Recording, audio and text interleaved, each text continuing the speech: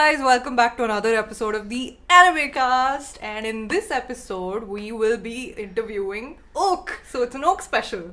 Professor Oak is here to give you guys light. Light? Yeah, I had to think about that for a second because the first light that I thought of was the potato chip light. Yep.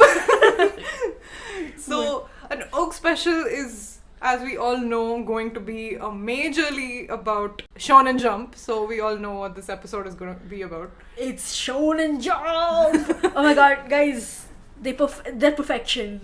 I trust them with my life.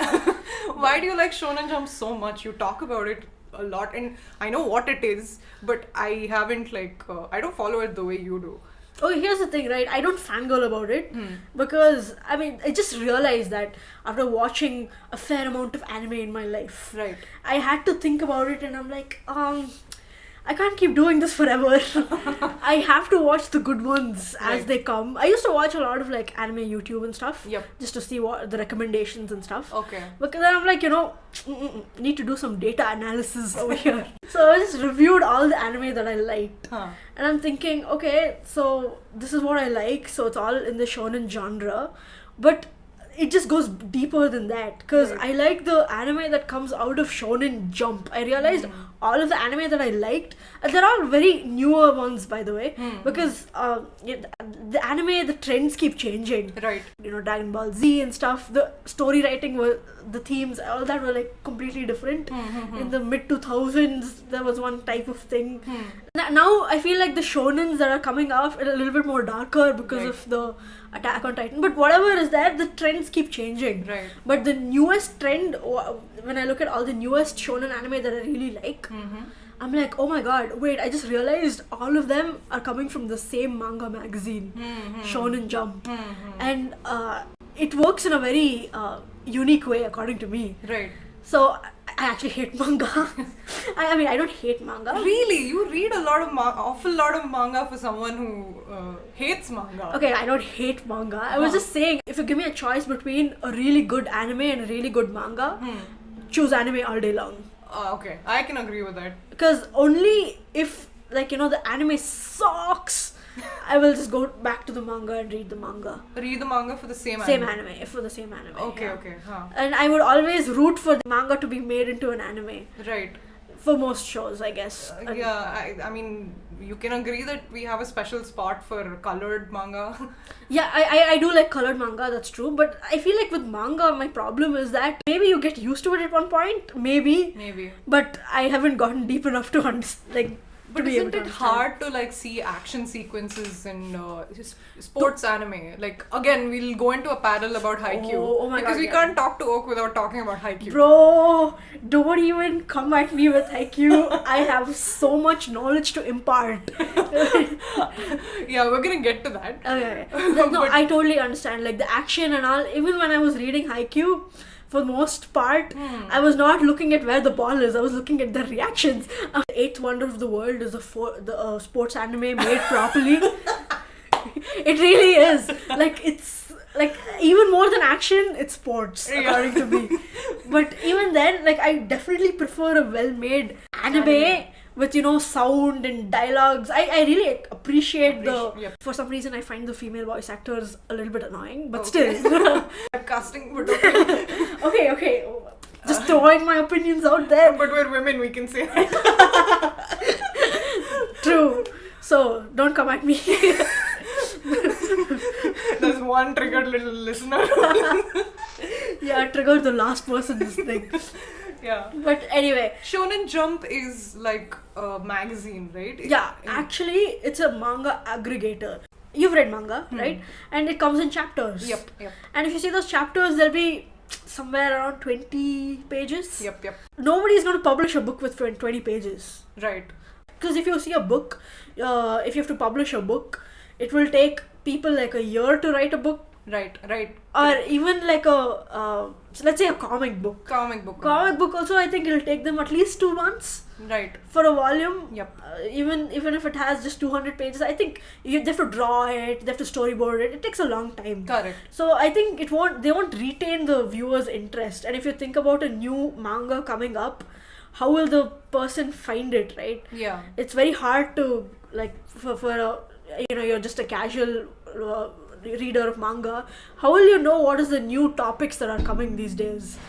I mean, before I understand magazines made sense, but like, don't they have YouTubers now? Like, who talk so about this it? is okay. Japan has so basically this is what used to happen in the old days. So Shonen Jump, it's just really old. It's like I think the company was made in like the 90s, 40s, right after World War II or something like that's that. pretty old, yeah. Yeah, and so this is the company. It's called Shueisha. Okay. Yeah, Shueisha. Yeah, to be honest, there are like a lot of manga magazines out there. Yeah, like Kodansha and all. I know only Kodansha, Shueisha, and Shogakukan. Okay. Okay. These are the top 3 also, I think. Okay. But then Shonen Jump like outperforms its competitors greatly. Right. And there's a reason for that. It's so good. But anyway, going through a little bit of history of Shonen Jump, I think they started this magazine in 1968-ish or something. Okay, and that time, the pre-digital era, it's very hard for a up-and-coming mangaka to put their work out there and make everybody read it, right?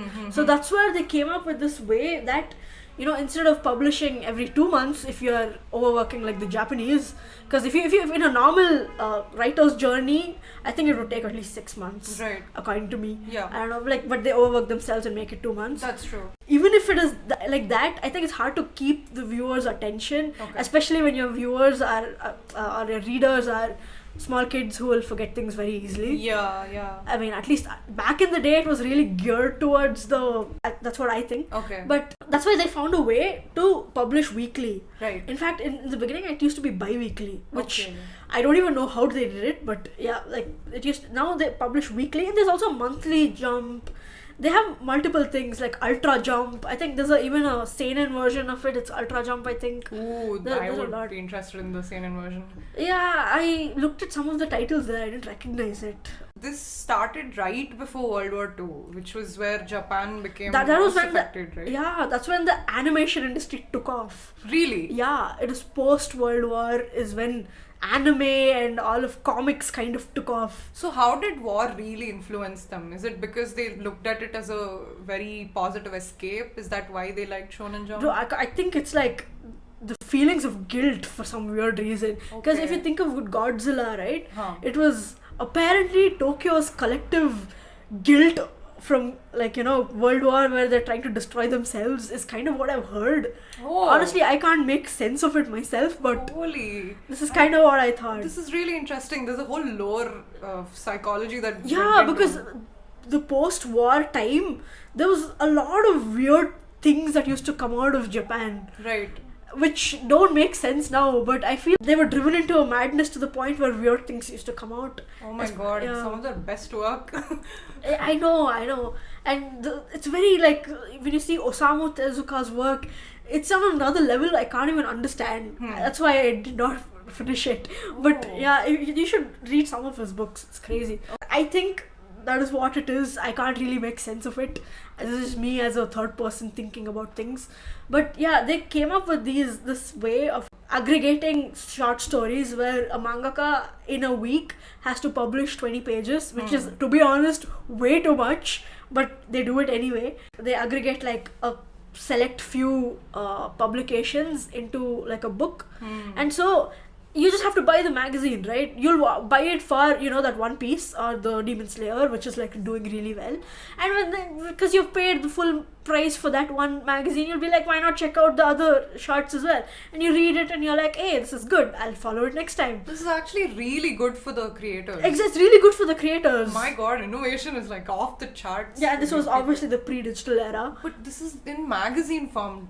It's in the magazine form. Right. So that's how like new artists get recognition. Yeah, get like readers. Right.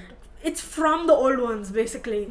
And I think this is pretty smart. This is really smart, yeah. So that is, I found out about all of this, and I think this is really good. And actually, but the problem with this whole thing is that 20 pages for 1 week is crazy.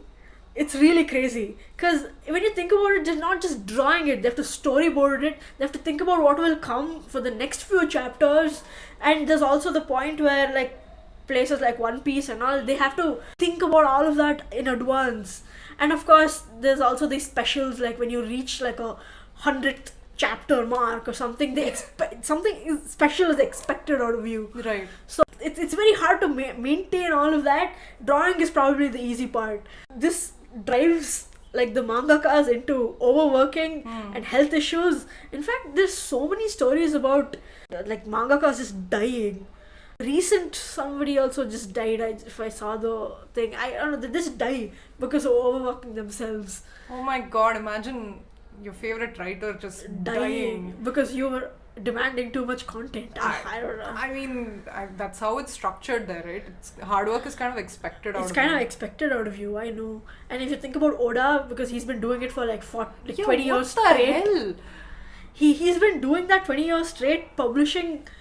It's like there is no vacation or there's no end of this, like, you know. Oh my god, yeah. And he was hospitalized once, and at that point, doctors basically told him, listen, you either start working out and doing more exercise or you're going to die or whatever. Oh my god. So that's when he started taking a little bit more breaks, putting exercise into his routine and stuff like that. But yeah, it's crazy. The world is crazy. And now I think digital comics can totally save everyone that way. Yep. By the way, Shonen Jump is like the company, Shueisha.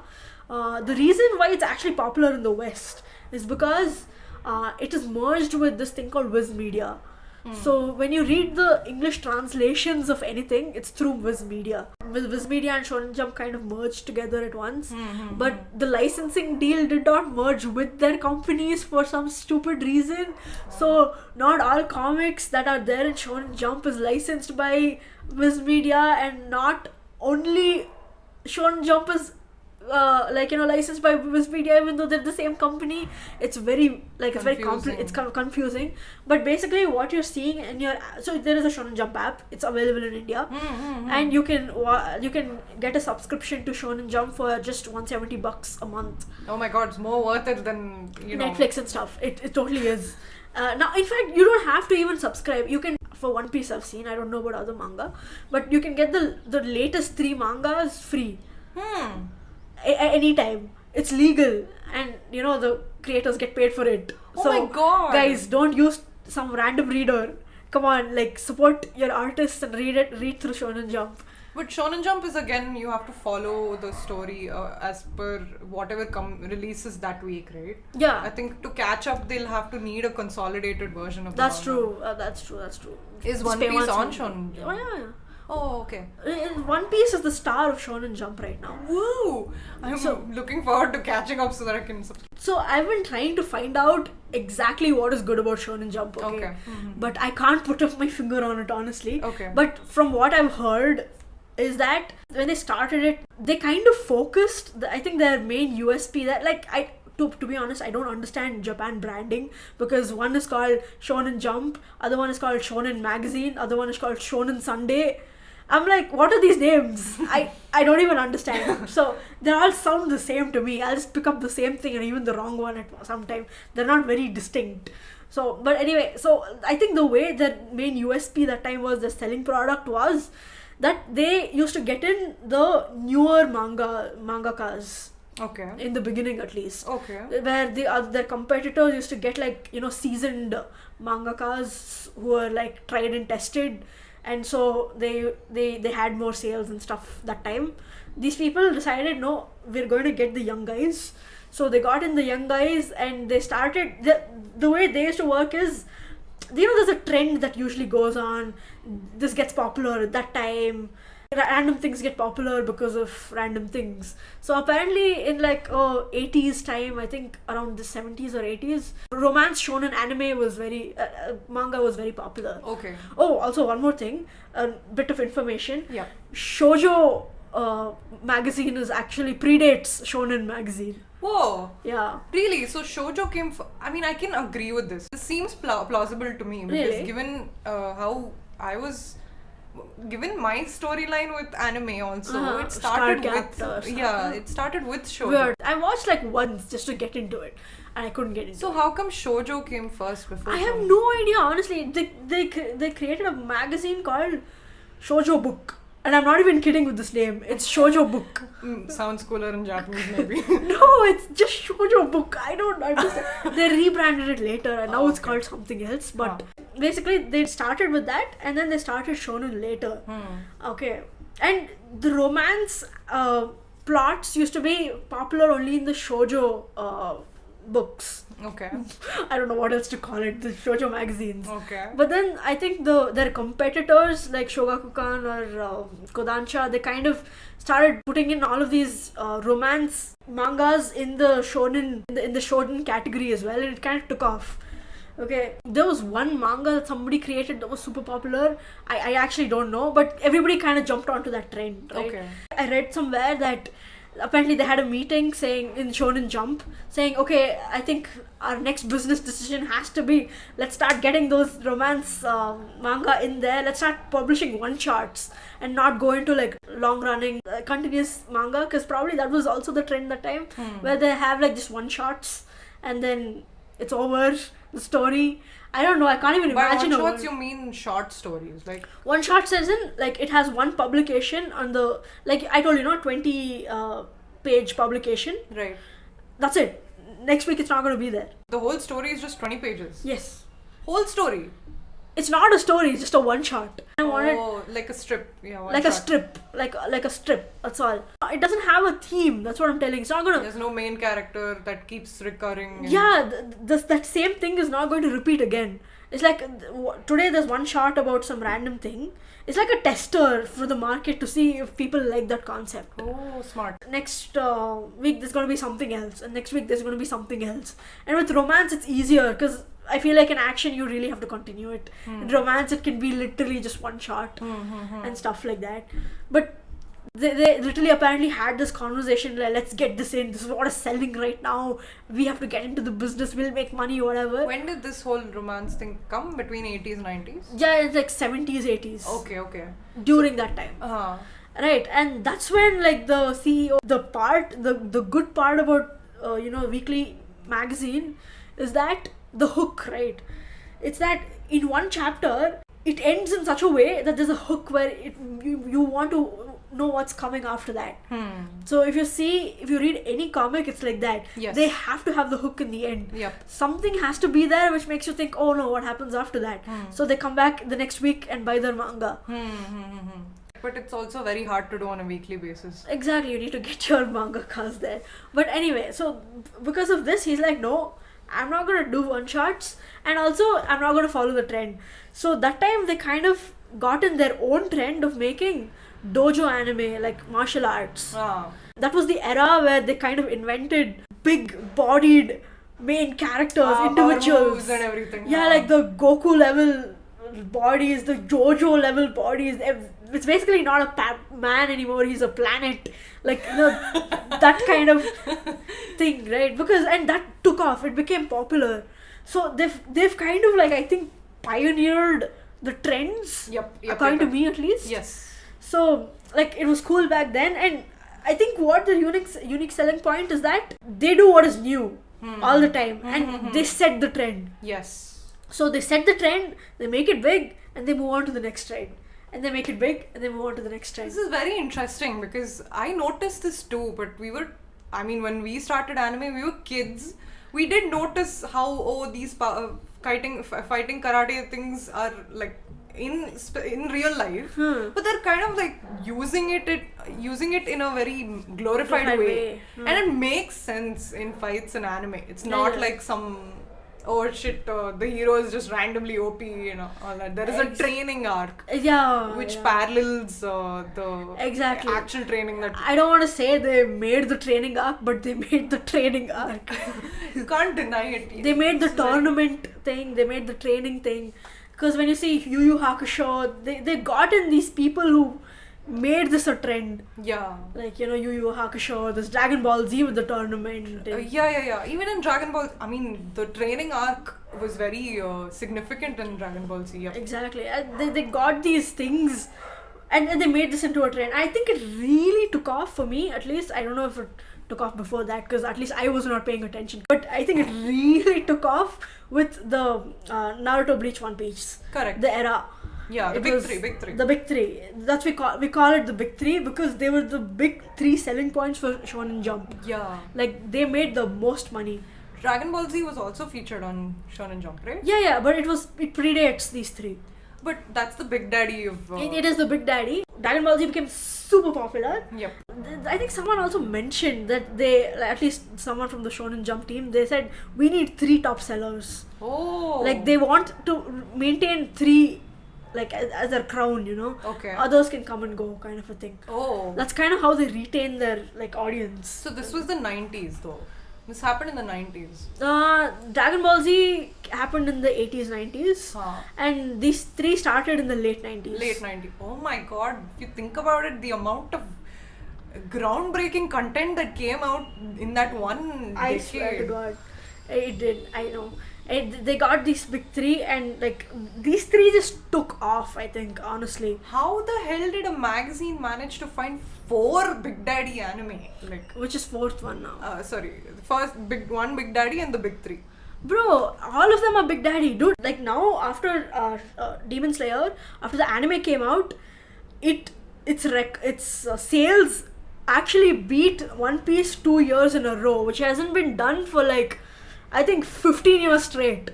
And all of this is through back issues because when the anime came out in 2019, yeah, people watched the anime, they liked it so much that they started buying the mangas of the old volumes. Oh my god. So through back issues, it became the highest selling manga like for two years in a row. But didn't Anime of the Year go to Attack on Titan, which is Kodansha Comics now? That's what I'm telling.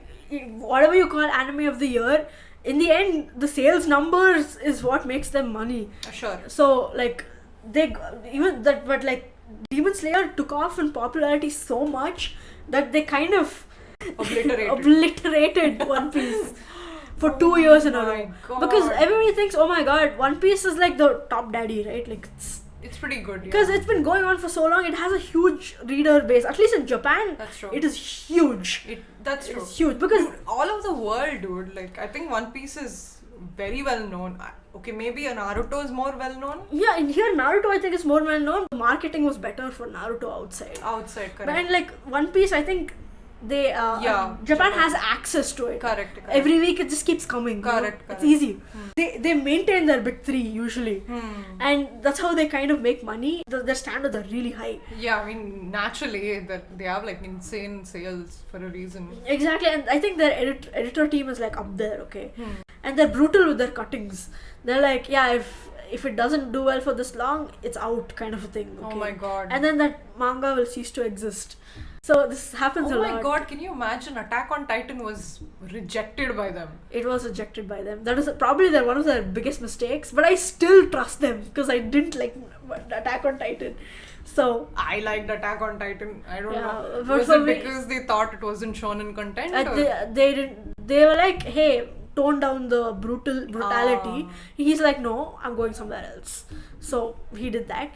Like they learned that people want more brutality because the average age of their audience has also increased. Oh, I mean, naturally, it got supremely popular, and you need something that's all age, young adult right now. Exactly. Even though it's a shonen, I feel like everybody else is also watching it. So I mean, yeah, we are still. I'm actually a teenage boy at heart, so... Same! I'm not even kidding, that is accurate. I was literally masquerading as a teenage boy a whole phase of my life, so I relate with you on another level. I remember that Sasha phase, but yeah, I know. So basically we're teenage boys. We're 14-year-old boys at heart. Yeah. Exactly. They're getting in more gore now, by the way. I think that's a new trend to make it more dark. This is where I think maybe is there some influence from the West here, because Netflix is commercialized gore. I think so. Maybe that may be the case, but also at the same time, I think anime in general is getting more recognition than normal. Nobody is more happier about this than me. Exactly. So I think they're getting a more varied viewership, like audience. Before they had to just cater to what's happening in Japan. Right. Now they can cater to what's happening in the world. Yeah, I think that's how they're pioneering it. I don't know, like, I'm on their ass, okay? Like, I want to know. Whatever comes out of them, and gets turned into an anime is certified for me. Because not only did it do well, it's passed their checks, the editorial checks. Yep. It maintained that, got an anime. That means it's the best of the best. It's cream of the crop. You have to watch it then. But Always I'm watch. also wondering now how much we're losing by not checking out everything else. We're probably losing, but then there's limited time in this world, and I prefer to have someone else certify my anime instead of me finding my anime to certify. But So- you would be open to good competition from some other publisher, right? Like If aside from Shonen Jump, which gives you completely different anime. here's the thing, right? manga. There's a new anime that is making waves. It's called Tokyo Manji. Okay. Is Tokyo it Tokyo Manji. Revengers? Yeah, Tokyo Revengers. I think. Oh. Why did I call it Tokyo Manji? Is it I- called Manji? I watched like 3 episodes. No, I watched like proper 6 episodes. Okay. I found it insufferable. Really? Yeah, it's the concept that I can't get my head around it. Oh, okay. It's about delinquents fighting and shit. Why? Was that Shonen Jump? No. It's not Shonen Jump. It's their competitors Kodansha. And when I watched it, I'm like, hey, let's give it a shot. It's really popular. Maybe Shonen Jump is not the only magazine that can give good things. I watched it and I'm like, nope. Shonen Jump is the best magazine in the world. But Kodansha Comics is coming up, so we can put some I reliability mean, there. Or? if I look at their comics, Attack on Titan is the only thing that really took off. I think, maybe the others also really did take off, but for me, if it comes from Shonen Jump, it's certified good. Pokemon and stuff. Pokemon is not. It's a game, right? Like it's not. It started with game. Yeah, I don't know if it has a manga, but Oh, again, I want to ask you. There was a whole revolution with games in the early 2000s to 2010s. Like they were hyping up. They did the whole hyping of karate, taekwondo, jujutsu, everything in the late 90s, which became overpowered characters. Everyone has too much muscles and there's a Correct. training arc. Yeah. But early 2000s to early 2010s, you have to give it to actual games. Like there was Bakugan Battle Brawlers, there was Beyblade, there was Pokemon, there's Digimon. All of these were based off of games loosely. Card games or something else. Did that revolution ever happen in Shonen Jump? oh, I'm unsure about that, but I don't think so. Okay. But I'm not really sure because when you think about that period, right? What really pops out of my head is Death Note, which was birthed by Shonen Jump. Oh. I Okay. I trust it. That's why. So there are like some of these things that were birthed by Shonen Jump, but I don't think they were based out of games. Okay. Because the way they have operated, they make their trends. Okay. They don't jump on trends. Okay, but the whole gaming thing was a huge trend. So It I'm was. curious to know if the theme was introduced because of Shonen Jump. No, I don't think it was because of Shonen Jump. I may be wrong here. Again, I don't know. When I started watching is really in or reading at this point. It's 2016 and I didn't go that far back. Considering themes, they went from romance to hyping fights to the Death Note era and enjoying the success of the big three to to gore right now. Yeah, I guess you can call it gore. I think that is the next trend. It's not here yet. Okay. The criteria in which Shonen Jump kicks off its anime is not purely sales. They want to, I think retain their identity as a unique or trend-setting brand. So sometimes they keep like a manga even though it's not selling just to maintain their identities because it's unique. I like that. They maintain their uniqueness is kind of what is more important to them, like the brand name, than just sales. Right. So that's really good. But now the revolution is here, guys, because what is going to save all our mangakas from the weekly scheduling is this thing called Jump Plus. So tell me more about Jump Plus. Right, so Jump Plus is a digital form of all of this. So there's no physical Jump Plus magazine. Okay. The manga, there's no schedule for the manga. So the mangaka can decide what to do themselves. They can have like a 2-week schedule, they can have like a 4-week schedule, whatever it is. Everything is available on the app, so it's easy for people to find. And I think it gives the mangaka well-needed rest, so they can set their own timings and stuff like that. And some of the mangas that come out are purely digital now. I think the really famous ones are Kaiju number 8, which, by the way, I read the synopsis. I haven't read the manga yet. It's very new. I think the first volume came out in December. By the way, do you know how a volume system works? Yeah, let me it has a couple of chapters in it. So basically, like, it gets published into the magazine. And around, like, 7 to 8 chapters, they aggregate and make it into a volume. Okay, that's kind of how it works. Right. And then the Spy X Family, which is like super, it's making waves. In fact, the combined sales of all of the Shonen Jump Plus far out, they outsell the normal weekly Shonen Jump. Wow, okay. Yeah, so it's really moving into the digital space. That's really good, because once it's in the digital space, I think drawing also becomes easier. Probably becomes easier. I mean, mangaka gets more flexibility, that's the thing. And we get more content. Yes. Because all our content is aggregated into one platform. We don't have to, like, buy physical copies and store it in shelves and all of that. I think this is great. I love it. Okay. This is what Shonen Jump is all about, and I love them. Follow them. They're the best. So, what are your favorite titles from Shonen Jump? So Right. It's a very redundant question at this point, but answer it anyway. Yeah. So from the era of, again, I watched only from like the later ones. So Naruto, obviously, that kind of got me in. One Piece now is doing amazing. One Piece. JoJo is the best. I haven't watched JoJo Lands yet. I'm going to go into it soon. That's really good. But for the newer ones, that's really where the main focus is. And I'm watching everything that comes out of there. I promise Neverland, don't watch the anime, read the manga.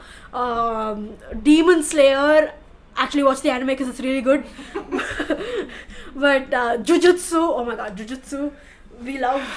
Jujutsu Kaisen has a lot of potential, guys. Yes. My Hero Academia, I love it. I think it's going to take the crown, like, with the big 3. But either way, these are the amazing titles. And the sports side of things also is really good. Kuroko no Basket, I don't really like that much, to be honest. Same. I don't like it. But anyway, so these are the titles. Black Clover also I really like. It's nothing really new, but anyway. So these are the titles that I'm really looking at. Dr. Stone isn't ended, I think. It's still going on. Yay. It's on Netflix, thank you. Yes, Chainsaw Man. Oh my god, all of these titles I am like rooting for. That's what I'm watching, waiting for them to become anime, and I love. Next thing that makes its waves, I will be on it again. Okay, but coming to the crown. Where are we bringing this together? Oh my god. Listen, guys, rarely it happens that an anime comes along where you're just, I don't know about your anime viewing journey, but I just watch anime, don't even pay attention, just like, okay, cool, friendship and stuff. I mean, don't get me wrong, I like friendship and stuff, but you're not in the anime with the characters. How often are you in the anime with the characters doing what the characters are doing right in next my to each case, other? that is me with every anime, but getting Oak excited. Seeing Oak excited, it's pretty... Yeah, see, I like big moments and stuff like that, but there is one anime where I am right there with the characters playing the game with them, okay, in my mind. Like the number of times where even see, in Haikyuu, spoiler alert, it is Haikyuu. This is the world's longest foreplay, guys. Okay, yeah, I played on that way too long.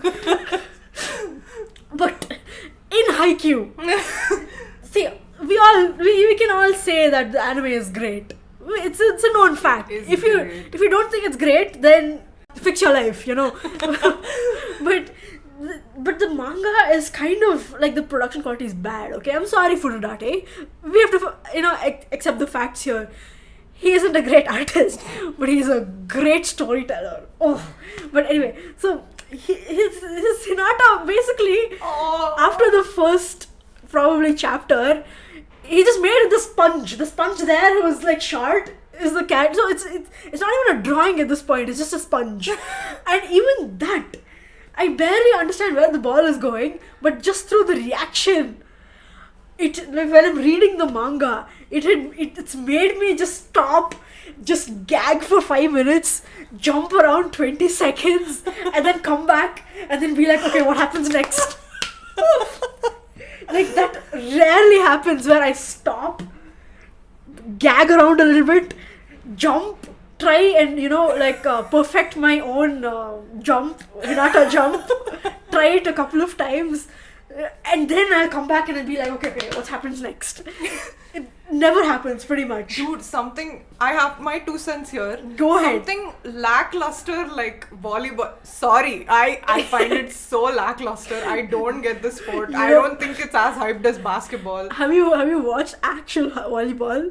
Like actual volleyball? No. I mean, after Haikyuu, yes. Yeah, but have you watched it? No. You know how boring it is? It's just like, really lackluster. I was just like, why is this game not as good as Haikyuu? What is wrong with these people? Exactly. So, it's so... Honestly, my 2 cents here, Go ahead. game like volleyball, it's so lackluster. And this man has taken something so lackluster. Sorry. And, made it so good. I know. Completely different. That's true. Actually, one more thing about volleyball is you probably don't know the rules, the rotations, the whole spiking and all of that. You're just like, yeah, you probably don't even get how hard whatever they did was. But Haikyuu, oh my god, they explain. I mean, I own a volleyball for one reason and one reason only. Because Haikyuu. And I still have dreams of making the national team. There was a whole arc in my life about that, but anyway. Like you just said, right, that they've played the role of being the bridge so well. So well. And if you look at the stats, right, volleyball was a declining sport. No surprises there. If you see the number of boys, like high school boys joining volleyball clubs, was a declining trend. And in 2012 onwards, that is when Haikyuu started its publication. It has gone upward from there.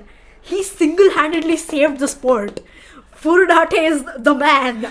He's probably saving the sport for the rest of the world. It's for the rest of the world. Oh, I cannot do it. If there's a perfect anime ever made, it's made. It's Haikyuu. Oh, it's so good. For me, I'm not watching like the To the Top and To the Top Part 2 and all. It's not just because their production quality decreased, which it did. It's just because the story of season 2 is just peak. It's just peak life. It's not just peak anime, it's peak life. They kind of, introduce the sport of volleyball, and then there's this cute orange called Hinata out there. He's my favorite character. He's your favorite character. Like, he's so great. He's a cute orange, honestly. They're so lovable, dude. I can't with Haikyuu characters. They're too cute, all of them. Dude, there's a whole trend of anime fangirls creating Instagram pages. Dude, I'm shipping every random person. I was on these pages, honestly, for the memes. And then they got too toxic. I had to stop. Don't defile something as pure as Haikyuu. That's all I can tell you. Yes. Dude, it's just do something else. Do Naruto and Sasuke. I don't care. Do something else. Don't do. Yeah, this is why I got off all those pages. Same. They went to Dojini. Same. Okay, but when you see the first part, it's like, it's this cute orange trying to learn volleyball, and it was very cute because it's wholesome, and he was trying and stuff, right? But then in season 2 is where the real it becomes real, because whenever you start something, right, I don't know, it's too relatable for me. It's too relatable. Anyway, so whenever you start something and you're super passionate about it and all of that, you have all the drive, you have all the passion, and you do everything you want, but at some point of time, you always hit a brick wall. And in this case, it is literally a wall. Like, those people, the wall. Ushijima, right? No, I mean they make the whole wall thing, you know. Oh yeah, there's a whole team which is Dateko. considered the wall. Exactly. Dateko, yes. Yeah, yes. yeah, and this is, even though it wasn't the Dateko that they actually lost to, it was obviously Oikawa. But Spoiler alert. again, spoilers. Very late. But sorry. It's okay. It's not that big. You'll get to know. It's just a journey. You'll watch it. Anyway. Okay. Okay. So whenever you do something, right, you're super passionate about it. All of that is there. You always find yourself hitting a brick wall at some point. And in this case, it was Oikawa.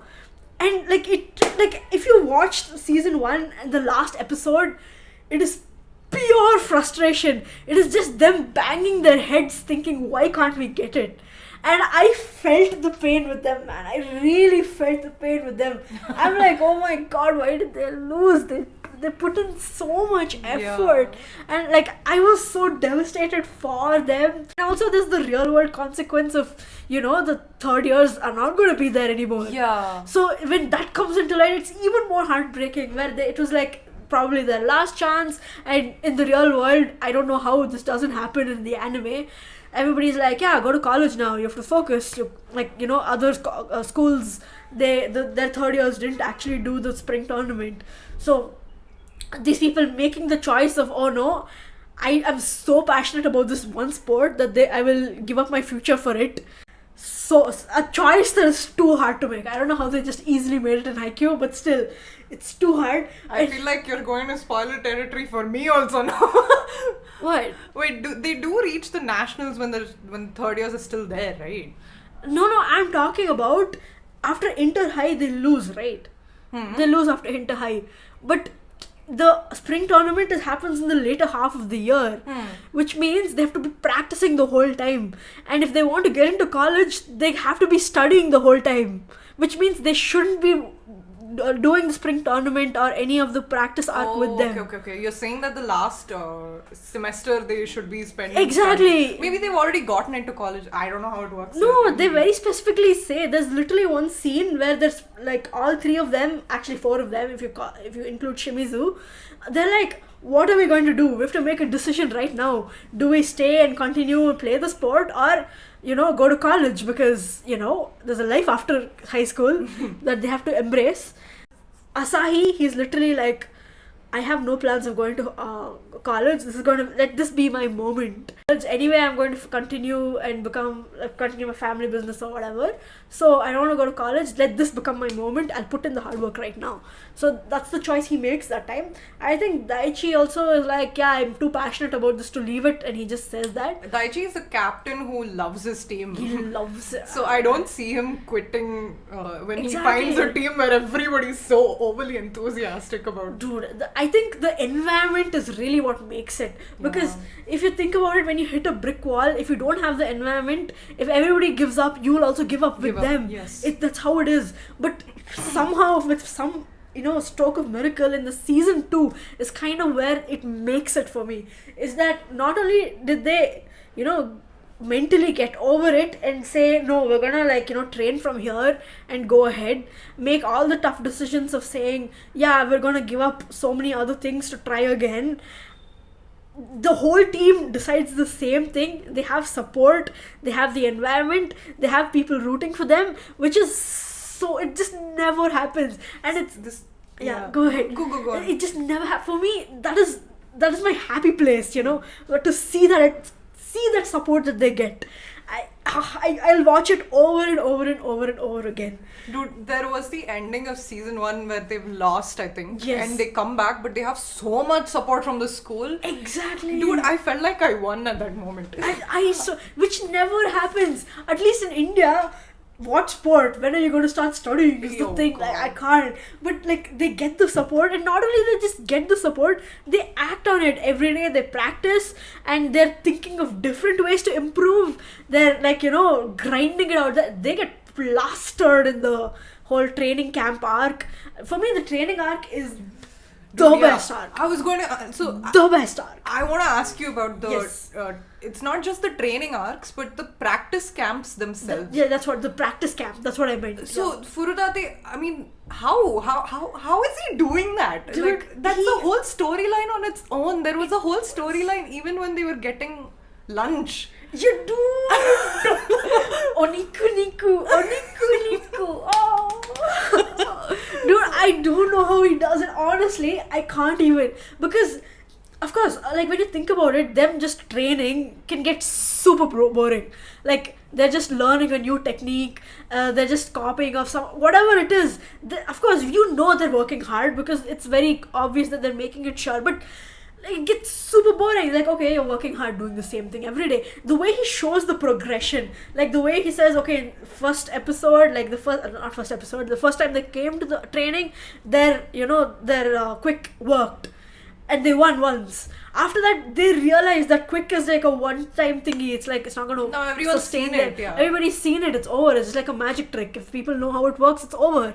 So, them realizing that and then them having a fight, I think that fight is super realistic. I don't know, like, for me, there's always going to be disagreements in the team. It's just always there. It's just never shown, like, and them having that disagreement part, and like, for me, it's kind of heartbreaking when you see Hinata and Kageyama fight, but then both of them really understand implicitly that they have to do things. And then the coach trying to help both of them at the same time, Kageyama, and then there's this time where it's like, Kageyama goes to Oikawa and he's like, I need some help. I need some, mentorship. And the way Oikawa plays him that time is I love Oikawa. Like, Oikawa is a solid such a character, dude. I can't. It's just like every small interaction any player has, there's just level of personality that comes through in such a unique way for each and every character. I can't. It's too good. Nobody makes characters like Furudate. Dude, but I mean, please talk about how every training arc there is something that they've worked on. Naturally we don't play the sport, so we don't exactly. know. But like, how is he constantly coming up with content to give us? That's actually true. Within the techniques itself. It's not just they're just training and suddenly they got better and they're just better. There's a very specific thing that they kind of develop. And work on, develop, and then they perfect it and they use it in a match, so it's very tangible that they won after that. Yeah. God. How does he do that? Like, he takes very, very small things. Something as simple as him cleaning. Yes. Is helping with the technique. Exactly. How are they doing that? Like, please talk about that a little. Dude, I honestly cannot even tell you, because I can really draw parallels with like a training arc in a action anime or something, right? Yep. So very few times where they train, they're training for something. Okay, they're probably training for this one thing. They probably perfect it and they use it for battle for the next 5 arcs. But in this, right, they're training for something and there is foreshadowing for like 5 techniques that they develop in this time. And him becoming a ball boy is useful in like 5 different ways later, which you get to know in the nationals. And he's just bringing all of them back. Oh my god, how does he do it? I really have to appreciate that, which is probably why it had to end early, because that kind of content will start getting milked after some time. Right. And I think he stops it at the exact right time. But also, like, that is pure MC quality. Oh my god, yes. Dude, imagine just showing up somewhere you're not invited. That is just Hinata, like... That and just like milking every situation to benefit you. Exactly. That is such an MC quality. You have like these, inhibitions inside of you that just stop you from doing things, which is important in real life, to be honest. But still, at some points, you just have to take the leap of faith and say, I don't care about my ego, I'll just deal with the consequences later. Basically, I'll apologize instead of asking permission. It's kind of, that's the definition of Hinata. I think the true villain of Haikyuu is that grandfather. If anything, but if there is a villain, there is no villain. Right? But can we talk about Ushijima? Sorry, Ushi. Oh my god, that's Sorry, so cute. I always get it wrong. Please talk about him. He is the biggest Roadblock. And please talk about how Kageyama and Shoyo are going on this run, and then they see him. Oh my god. Please I talk think about I it, yes. fangirl about it so much, but I will do it anyway. Dude, that moment, it takes me off guard, right? Because it's just like season 2, episode 1, where they're just like, so they're gonna start the training arc now. They're just running. And they're competing while running also. That's so funny. So cute. I know. And then they meet this guy, and he's being all pompous just because he's in the national team, under 19. You know, he gets into trouble because of it later. Like, look at this guy's pompous ass. He's like, yeah, we really wanted Oikawa. It's a running gag. I think before season 3, anytime you meet Ushijima, he's just talking about how Oikawa should have been in Shiratorizawa. Oikawa should have been here. He's the best. And then Kageyama is like, oh yeah, I applied here but I couldn't get in. And Oikawa is just like, yeah, whatever. Don't care about you, cockroach. But then he's growing on uncultivated land or something like that, okay? Then Shoyo gets tilted. Dude, tilted! Oh god! Oh god, I love it when someone tilts the MC, man. The best moments come out of this. I know, and he's actually a shy MC. And when you tilt him, you tilt him. So, he gets tilted. He's like, you're calling the team that beat us as uncultivated? I'm gonna show you! And then, please talk about that scene. oh my god! The camera angles, guys! The camera angles! I mean, very conveniently, to be honest. A ball just comes up and he's like, oh, okay, going to pick it up. Just doing my thing. And then Shoyo's like, dude, forget Ninja Hattori run. It's Shoyo run, okay? Oh. It's Shoyo Jump. We need a magazine. Ninja Shoyo started to exist from that very moment when he just defied the laws of physics. And there's this frame where you can see the height difference between Hinata and Ushijima. Ushijima is jumping like this. Hinata being like much shorter than him, he just jumps over him right before, oh my god, and then grabs the ball from him. Oh my god. Dude, when he runs, jumps, and he just snatches it, right?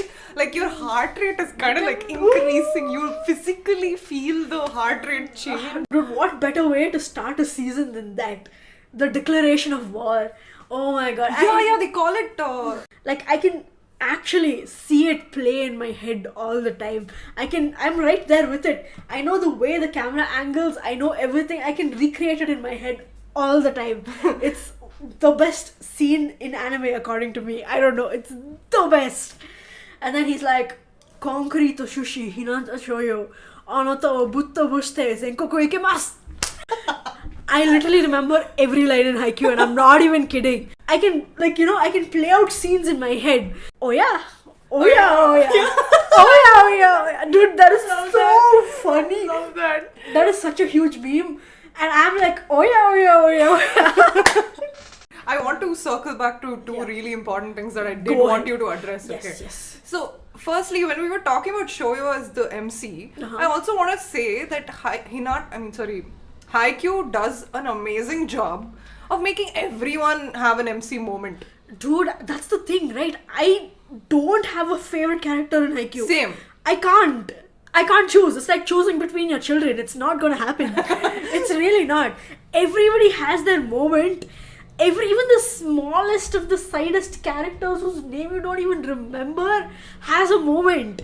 Even in the smallest ways, like even Narita, even as a backup when Shoyo is missing, he does such a good job. He gets his moment. Man, I can't. There's so many characters in Haikyuu, and to do all of them justice. And not just the characters who are playing. I mean, Yachihito, Tanaka's sister, I forgot her name. It's okay. So, what are your favorite character MC moments? All these characters. I'll tell you for each. I'll tell you for each character. I'll tell you. So Hinata, I feel like every moment Hinata is there is a moment. Yeah. So I don't want to address him because he's a main character. Yeah. For Kageyama, few standouts are there, but then it's the time in season 2 when he returns the dump in the last moment. It's like a moment where they're about to lose or something, and then he just puts the dump, and then Oikawa's life flashes before him, and that moment where he's like, I just overtook you. Oh, it's so good. Oh good. Tsukishima. Oh, I love Tsukishima. There's only one moment. Honestly, there's only one moment. Yeah. It is the time where he sets Ushijima up for that block. He was able to block Ushijima exactly once, which is insane that they won after they could block him only once. And he did that after like 5 episodes of setup. And the way that is so on brand with Tsukishima, and he did it, and that moment is his moment, and it's a moment for me that I'm right there with him, enjoying his moment. Oh my god, best. Like, oh, dude, Tsukishima is the best. Character development with Tsukishima was also insane. So insane. Where he's like just doing it for the fun of it. I mean, just doing it cause, and then he's doing it really. And the story with his brother. Oh yeah. Oikawa, please tell me, Oikawa, what was your favorite Oikawa MC moment? Dude, that point where he just tortures people. Tanaka, I think he just tortured him. The torture he inflicts is so memorable for me. It is that moment that really sticks. He messes with them completely. I love him. And the best. You know, he has that theme when he jumps. No. That people screaming, oh! So good. For Daichi, it is definitely that time when he knows Hinata and Kageyama are getting too excited, they're going to make a mistake immediately. One point they make the mistake, and he's there right there to, pick them up. He knows he has very capable, it's like a team lead, right? He knows he has very capable subordinates, I guess, to put it in context over here. But then he knows that they're going to make a mistake over here, and he has to guide them in these places. That he's like the backbone of this whole world, according to me. He's the reason we all exist. It's it's Daddy Daichi. No, don't make this weird. But okay. I mean, he is Big Daddy Daichi. Oh, but how are you forgetting the wife, Sugawara? Oh my god. Sugawara, I think his moment is definitely when he comes in at the end of season 2.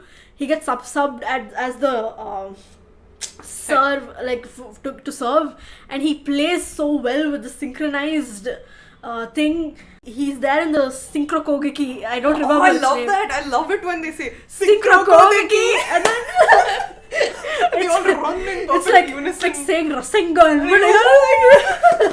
True.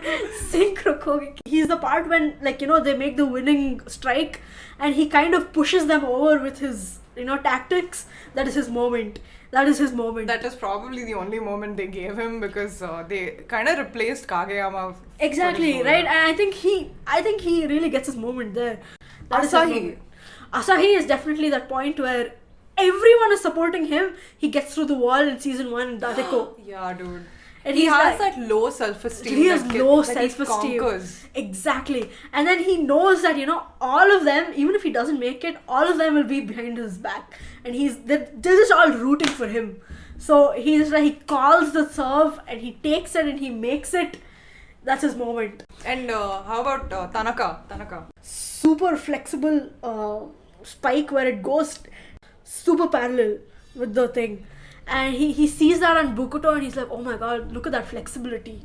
And he gets that in the Nationals. I think that's his moment. He conquers that. He sees something he wants to do, and he does it later. I think that's a theme in like every Haikyuu character. He's like, oh hey, that looks cool, and then they do it. I love that, there's no ego play there. And even the ego play that does come up where ace battle, because somebody puts it into Hinata's head saying that whoever scores the most is the ace. And they collide, and the moment is sort of tense, and everybody can feel the tenseness, and it's played off very well. And Hinata, being a sweetheart, is like, I'm so sorry, and then he's such a sweetheart. Yamaguchi's moment. Yes. Yamaguchi's moment is when he gets 5 straight points in season 2. Oh right, yeah. He basically he saves the second part, even though they lose in the end. Oh no, he loses? No. Yeah, they lose in the end. They lose the second set. But he gets 5 straight points. And that's his moment. I honestly thought he'll get another moment after that, but I don't think it comes up. Yamaguchi is Tsukishima's best friend, Yes, right? yes. Yamaguchi, nice subs. They do that thing. Do you have any other? Nishinoya, yes. Nishinoya's moment. In season 3, there's this time where all of them are just battling in the 5-set game. Their legs have given out, pretty much. Yes, I remember this. And then Nishinoya at the very end, he saves 2 of Ushijima's serve continuously. I think they won the Ushijima game because of Nishinoya. They could only win because of him. I think it was his game for him to take. And he gets hit like 2-3 times and everybody goes, Nishinoya! And then he's like, guys, I can't, conquer mid-air battles, but I can do this for you. I'm setting the platform for you. Please win it for me, I'm out of the game now. It's on you guys, and I did my part.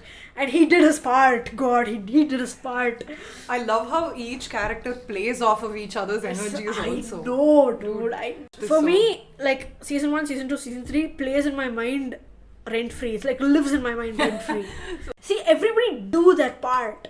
And that's kind of the Yachi Hitoka's storyline, right? Her storyline revolves around her saying, no, I don't think I can take up this responsibility. I'm basically townsperson B.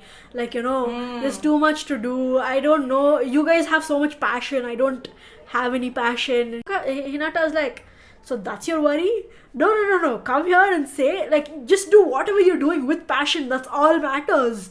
It doesn't matter if you're a manager or you're the middle blocker or the wing spiker or whatever. You're just a part of the team. All of them make it work. Even the teacher, he also has his moment where he's working so hard for them. Oh my god, he's so wholesome, honestly. He's the guy who creepily stalked Ukai until he said yes. Oh, yeah. Okay. Dude, it's so funny, that scene.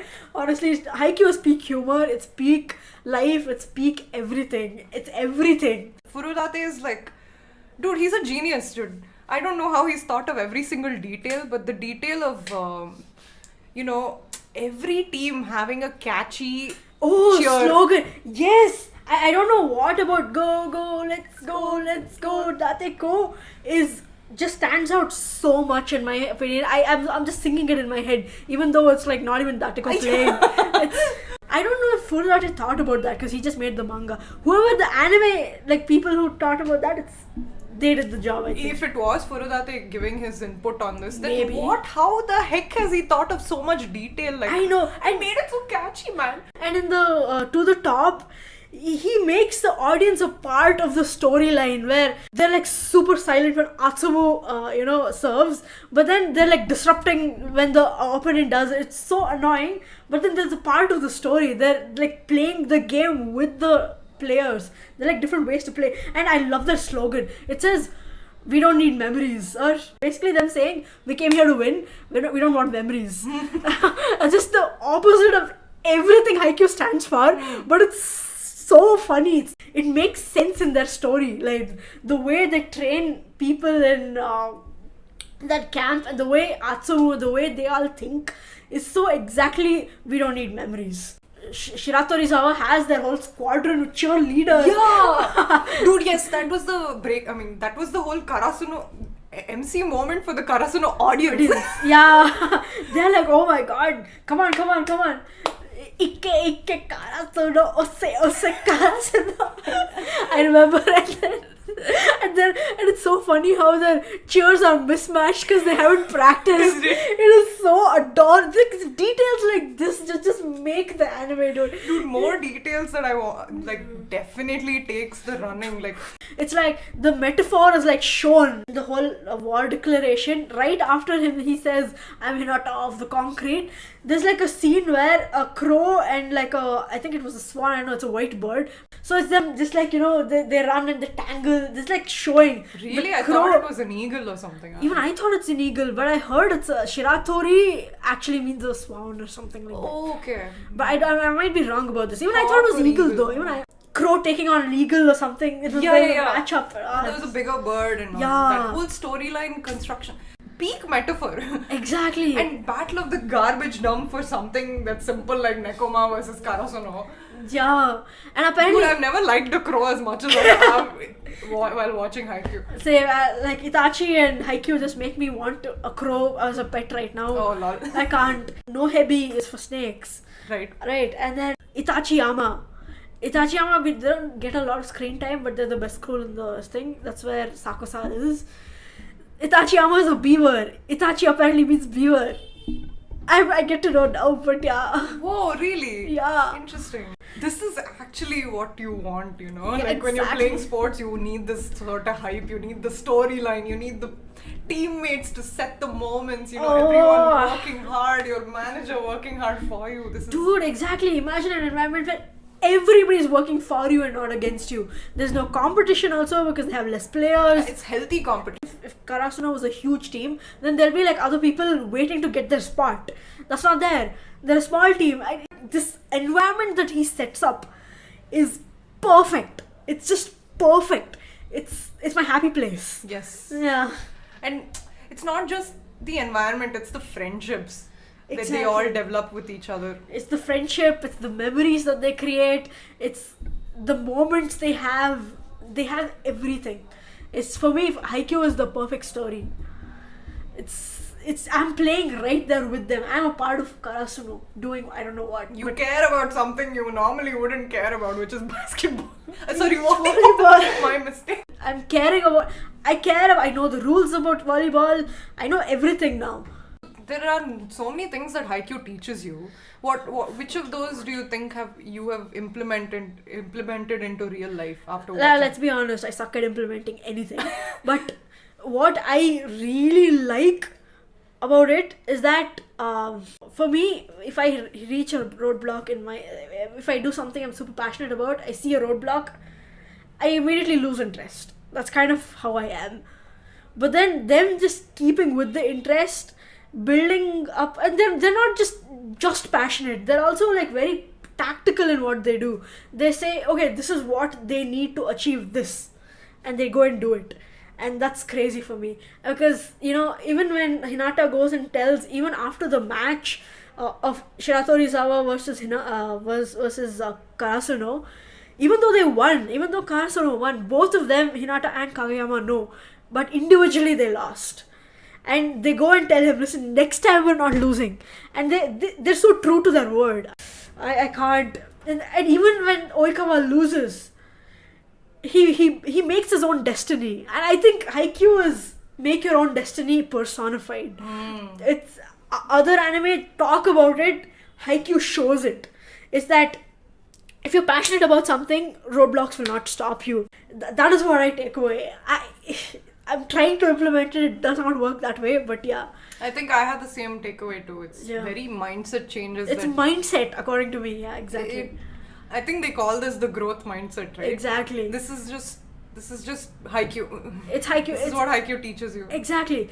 When you lose, you don't lose heart. When you win, you don't think, that you reached it all. And that's their attitude that kind of just makes them there. Yeah. Because even when they won, they knew that they have more to grow, and they're the best. Overall, wholesome anime, yeah. It's the most wholesome anime I've ever watched. I love it. These days I'm depressed in life because I haven't rewatched Haikyuu. So I need to rewatch Haikyuu. Yeah. It's never a wrong time to rewatch Haikyuu. It's never a wrong time to rewatch Haikyuu. If you're sad, rewatch Haikyuu. If you're happy, rewatch Haikyuu. If you're excited, rewatch Haikyuu. If you're anxious, rewatch Haikyuu. If you want barbecue, rewatch Haikyuu. Oh god, that plays in really well. Yeah.